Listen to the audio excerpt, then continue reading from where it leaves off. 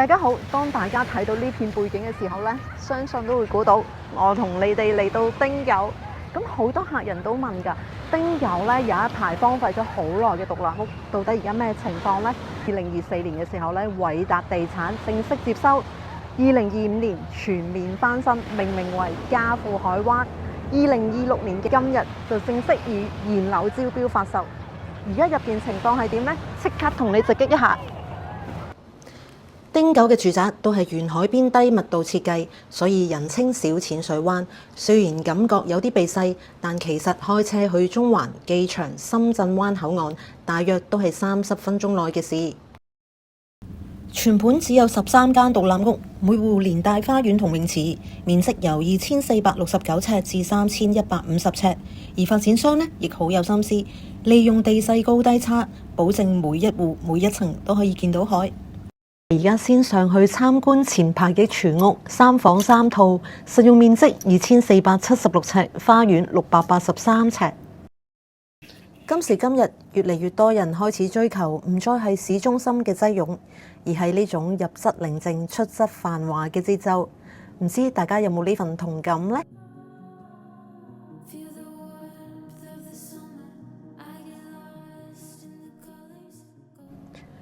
泳池面積雖然唔大，咁但係感覺都幾療癒。如果屋企有小朋友嘅話，相信最開心就係佢哋啦。汀九自稱龍頭豪宅型獨立屋，暫時只有新鴻基嘅星岸同融柏，而咁多年嚟呢，只係得星岸錄得一宗二手成交。今次嘉富海灣嘅出現，確係一份稀缺性嘅珍貴。咁地下層呢，主要都係一個大廳、平台花園，仲有洗手間同小型茶水間嘅。咁因為當日太多人，所以我就冇入去拍啦。咁電梯我就唔搭啦。咁我哋行上一層。咁上到嚟，首先就係一個好闊落向海嘅廚房。咁新樓有尊貴嘅獨立屋，一定係配置名牌電器。咁細緻我就唔介紹啦。出到嚟廚房就係一個落地玻璃嘅飯廳。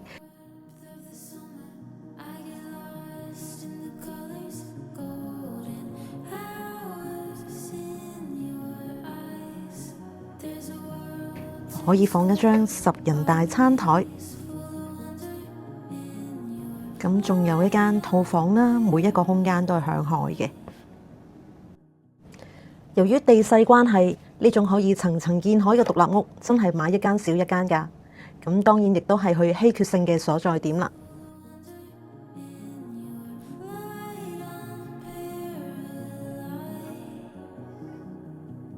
房間嘅空間呢，雖然唔係好大，但係基本嘅家私都可以放置到。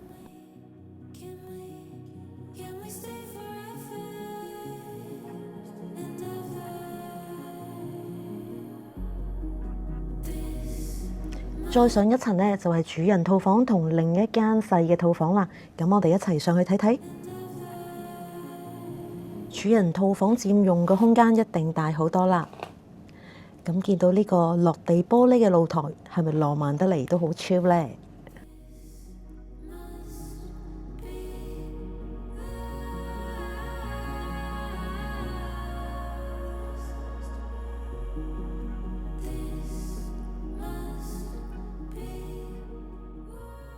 咁樣睇呢，主人房面積感覺唔係好大，只係設計上規劃咗咁分佈。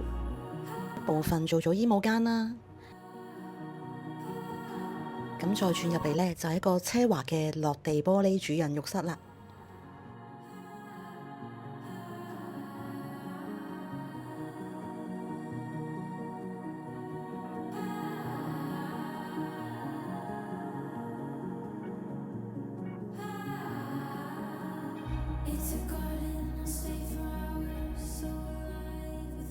同大家睇埋最後呢間房，咁面積雖然精緻，最值得欣賞係作為一間2000幾尺嘅全新獨立屋，間隔都好方正。睇下要放床、衣櫃同埋書台，空間就啱啱好，實用得嚟呢又夠晒溫馨。設計上，客飯廳連睡房都只係2層，雖然有電梯，但行樓梯都唔會有種無止境嘅感覺。再行上去天台就係汀九嘅靈魂啦。到咗夜晚，呢度又去咗另一個層次，燈光、海浪、白色嘅建築完美交織埋一齊，就好似一幅夜景藝術咁，喺大自然同建築之間嘅交匯點。而家睇落去似唔似一座發咗光嘅海邊宮殿呢？經過咗10幾年嘅沉澱，嘉富海灣已經成為咗建築同大自然嘅藝術品。